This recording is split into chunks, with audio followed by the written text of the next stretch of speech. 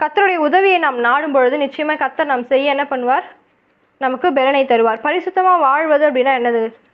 கர்த்தருக்கென்று வாழ்வது தான் பரிசுத்தமாய் வாழ்வது என்று அர்த்தம்.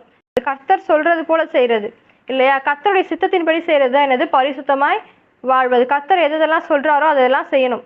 கர்த்தருக்கென்று வாழ்வது, கர்த்தருக்கென்று வாழ்வது தான் என்னது? பரிசுத்தமாய் வாழ்வது. அவர் செய்த நன்மைகளை என்ன பண்ணணும்? மற்றவர்களுக்கு சொல்லணும். கர்த்தருக்கென்று ஆத்துமாக்களை ஆதாயப்படுத்த வேண்டும். மத்தேயு 6:33. முதலாவது தேவனுடைய ராஜ்யத்தையும் அவருடைய நீதியையும் தேடுங்கள், அப்பொழுது இவைகள் எல்லாம் உங்களுக்கு கூட கொடுக்கப்படும். என்ன சொல்றார் கர்த்தர்? முதலாவது யாரை தேடணும்? தேவனுடைய ராஜ்யத்தையும் அவருடைய நீதியையும் தேடணும். நம்ம உலக காரியத்தை தேடிட்டு இருந்தோம் அப்படின்னா நிச்சயமா நமக்கு என்ன கிடைக்காது? பலன் கிடைக்க போகுது. நம்ம கர்த்தருடைய ராஜ்யத்தையும் அவருடைய நீதியையும் தேடினாலும் நமக்கு என்ன? நம்மளுடைய தேவைகள் எல்லாம் சந்திக்கப்படும் நமக்கு இல்லையா? அப்போ நம்ம ஃபர்ஸ்ட் என்ன பண்ணணும்? கர்த்தருடைய